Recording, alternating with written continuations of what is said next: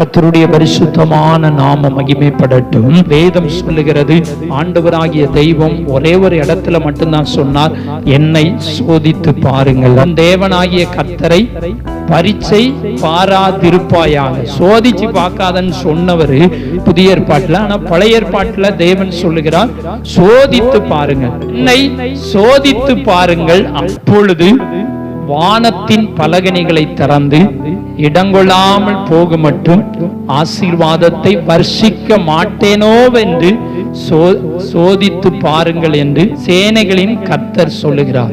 நிறைய பேர் என்ன செய்வாங்க, நம்ம அதை காணிக்கையை குறித்து அதெல்லாம் நமக்கு மேட்டர் இல்லை, நம்ம அதை பேசுறது கொஞ்சம் நமக்கு அதை யோசித்து தான் பேசுறது, அதெல்லாம் நமக்கு பிரச்சனை கிடையாது. ஆண்டவர் நம்மை ஆசீர்வதிக்கிற தெய்வம். நிறைய பேர் சொல்லுவாங்க, இதை குறித்து நீங்க கட்டாயம் என்ன செய்யணும், பேசணும். ஏன் பேசணும்னா, அவர்கள் ஆசீர்வதிக்கப்படணும்னா இதை குறித்து சொல்லணுமா. நீங்க ஆசீர்வதிக்கப்படணும் அப்படின்னா இதை குறித்து சொல்லணும். எதை குறித்து? ஆண்டவரை டெஸ்ட் பண்ணி பாருங்கள். உங்க வாழ்க்கையில மீதம் எடுக்கணும், கொஞ்சத்தை ஆண்டவர் ஆசீர்வதித்து மீதம் எடுக்கணும்னா நீங்க கொஞ்சம் ஆண்டவரை டெஸ்ட் பண்ணி பாருங்க.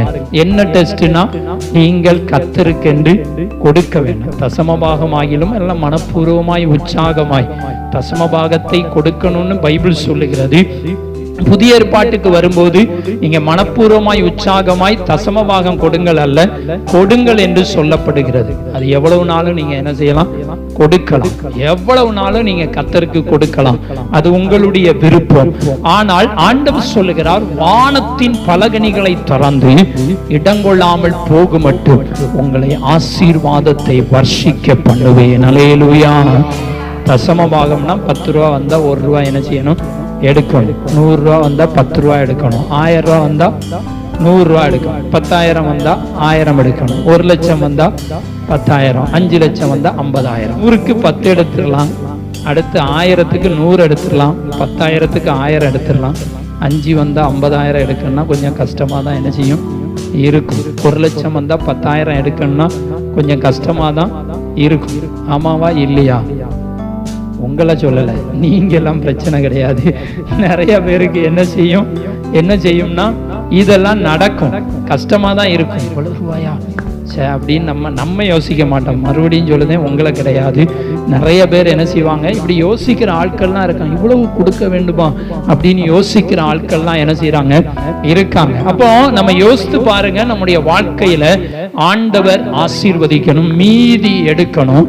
மீதி நிறைய இருந்தா கொண்டு வந்து கொடுங்கன்னு சொல்லி சொன்னதுக்கு தான் இப்ப அங்கே என்ன செஞ்சிருக்கோம், போயிருக்கோம். அப்போ ஆண்டவர் என்னை சோதித்து பாருங்கள் என்று சொல்லி இருக்கிறார். எப்படி சோதிக்கிறது?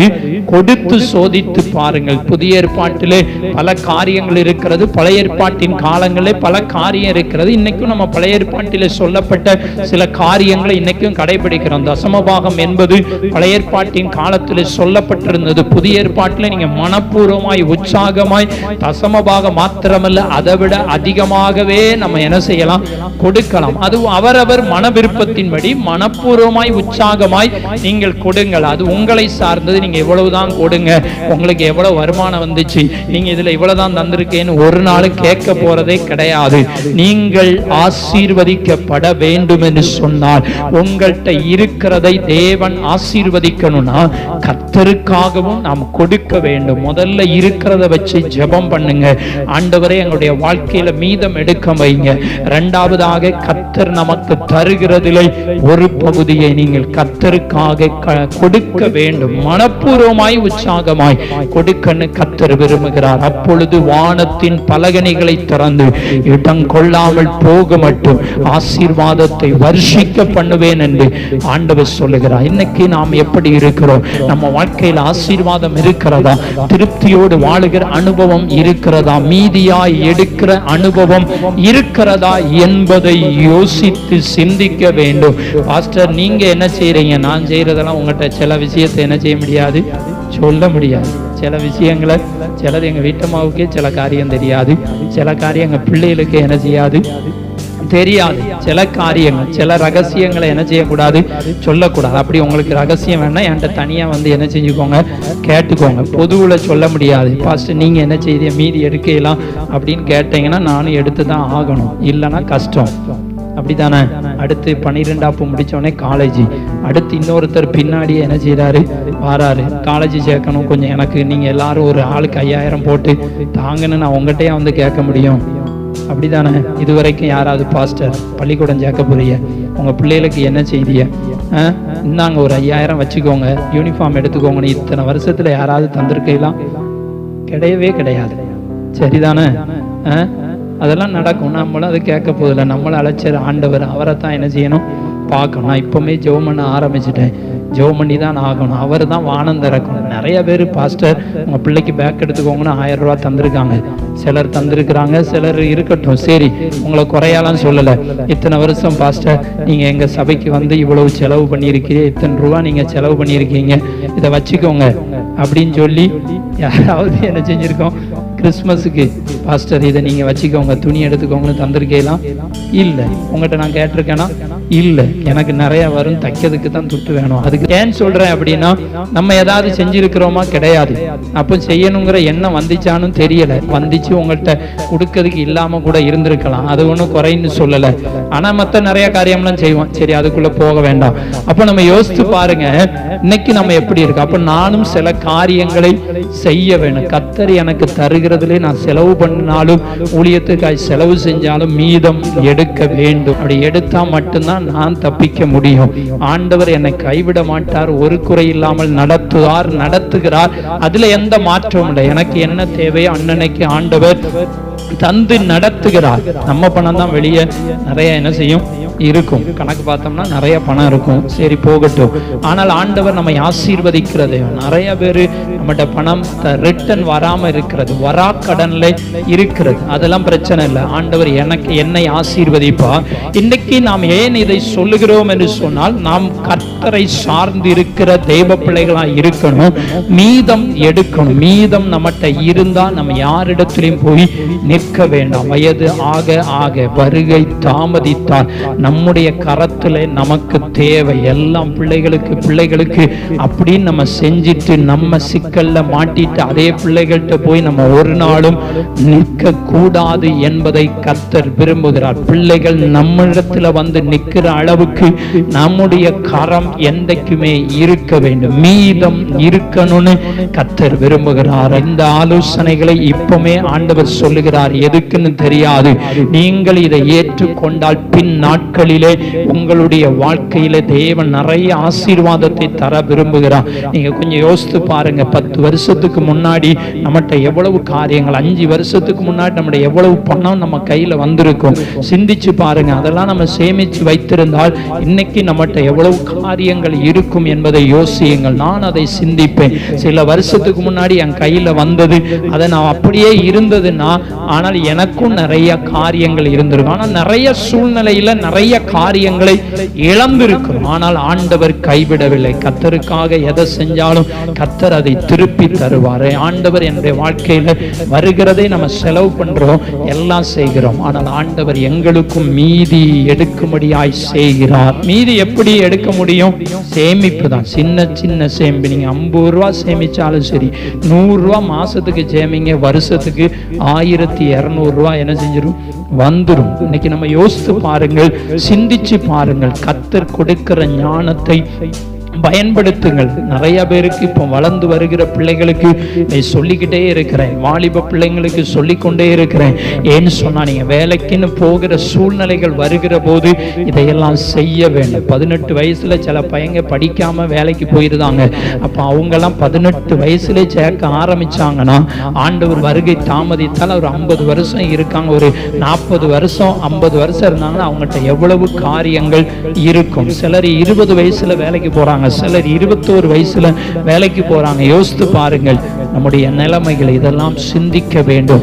இன்னைக்கு ஆண்டவர் நம்ம எப்படி ஆசீர்வதிப்பார்? நம்மகிட்ட வர்றதை வச்சுதான் ஆசீர்வதிப்பார். நம்மகிட்ட வர்றதெல்லாம் நம்ம என்ன செஞ்சுட்டு மீதி எடுக்காம இருந்தால் எப்படி நாம் ஆசீர்வதிக்கப்பட முடியும்?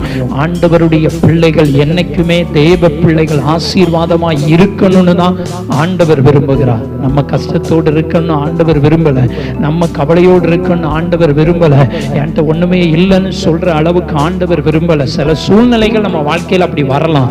ஆனால் காலங்கள் மாற மாற ஆவிக்குரிய வாழ்க்கையில வளர வளர தேவ பிள்ளைகள் நீங்களும் நானும் ஆசீர்வதிக்கப்படணும். மீதம் எடுக்க வேண்டும். திட்டம் பண்ணி நீங்க செயல்பட்டால் மட்டும்தான் உங்களுடைய வாழ்க்கை ஆசீர்வதிக்கப்பட முடியும். இன்னைக்கு நாம் திட்டம் பண்ண வேண்டும். நமக்கு வருகிற வருமானத்தில் 20 அப்பம் தான், அதை 100 பேர் சாப்பிட்டார்கள். 100 பேர் சாப்பிட்டுட்டு மிச்சம் இருந்தது. இன்னைக்கு நம்மகிட்ட மிச்சம் இருக்கிறதா? வீட்டில் இருக்கிற 4 பேரும் சாப்பிட்டுட்டு எல்லாம் செஞ்சுட்டு மிச்சம் இருக்கிறதா? யோசித்து பாருங்கள். அது உணவை குறித்து அல்ல, நம்முடைய சேமிப்பை குறித்து. நம்முடைய வாழ்க்கையில நாம் எப்படி இருக்கிறோம்? ஆண்டவர் ஆசீர்வதிக்கிற போது அங்கே அற்புதம் நடக்கும். ஆண்டவராகிய இயேசு கிறிஸ்து அற்புதம் செய்தார். நம்முடைய வாழ்க்கை உங்களுடைய கையில தான் இருக்கிறது. உலகம் உங்கள் கையின் மாதிரி நம்முடைய வாழ்க்கை முதல்ல கர்த்தருடைய கரத்தில் இருக்கிறது.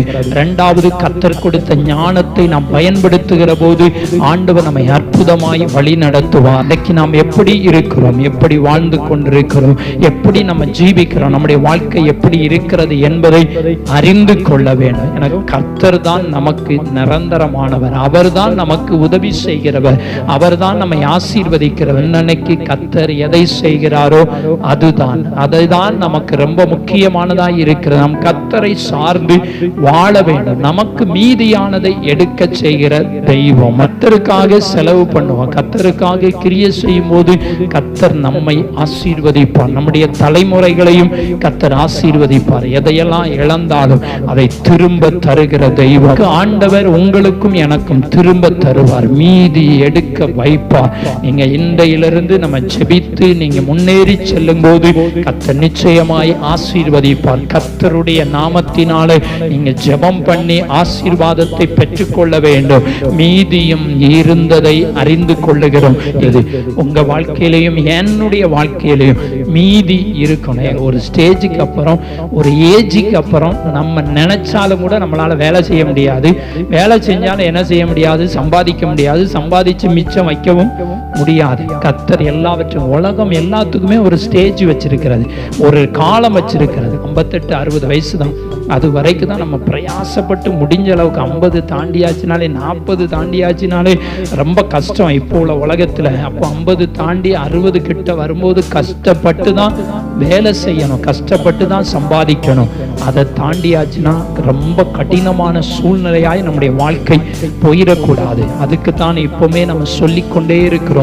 ஆண்டவர் சொல்லுகிற வார்த்தை அதுதான், மீதம் எடுக்க வேண்டும். மறுபடியும் மறுபடியும் சொல்லுகிற வார்த்தை. நீங்க எத்தனை பேர் இதை ஏற்றுக்கொள்றீங்க, ஏற்றுக்கொள்ளன்னு எனக்கு தெரியாது. எத்தனை பேர் உங்களுக்கு இது பிரயோஜனமா இருக்கு இல்லைன்னு எனக்கு தெரியாது. ஆனால் ஆண்டவர் நம்மை ஆசீர்வதிக்கணும். திருப்தி அடைஞ்சேதான் ஆகணும். திருப்தி, நல்ல திருப்தியாய் செலவு பண்ணிட்டு மீதமும் எடுக்கணும்னு கர்த்தர் விரும்புகிறார். இன்னைக்கு இப்படிப்பட்ட அனுபவத்துக்கு நேராய் நம்முடைய வாழ்க்கையை கொண்டு செல்லுவோம். கர்த்தர் நம்மை ஆசீர்வதிப்பார். அப்படியே நாம் கண்களை மூடி ஆண்டவரை நோக்கி பார்ப்போம். நீங்க ஜெபியுங்கள். என்னடா பொருளாதார ஆசீர்வாதத்தை குறித்து சொல்லுகிறேன் நினைக்க வேண்டாம். பொருளாதார ஆசீர்வாதம் வேணும். அடுத்த அப்பம்னா என்ன என்பதை நாம் அறிந்து கொள்ளலாம். ஆவிக்குரிய ஆசீர்வாதமும் அதில் இருக்கிறது. முதல்ல பூமிக்குரிய காரியங்களை அறிந்திருக்கிறோம். இரண்டாவது ஆவிக்குரிய அர்த்தமும் நாம் அறிந்து கொள்ள வேண்டும். இன்னைக்கு நாம் எப்படி வாழ்ந்து கொண்டிருக்கிறோம், நம்முடைய வாழ்க்கை எப்படி இருக்கிறது சிந்தித்து பாருங்க.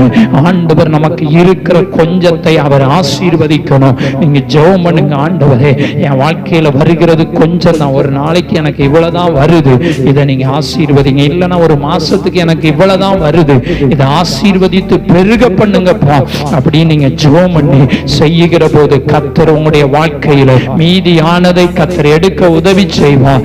மீதி என்பது நமக்கு தேவை. அன்றைக்கு இயேசு கிறிஸ்து ஆமென் ஆமென் ஆமென் 7 அப்பத்தையும் அது 4000 பேருக்கு கொடுத்து 7 கூடை நிறைய எடுத்தார்கள்.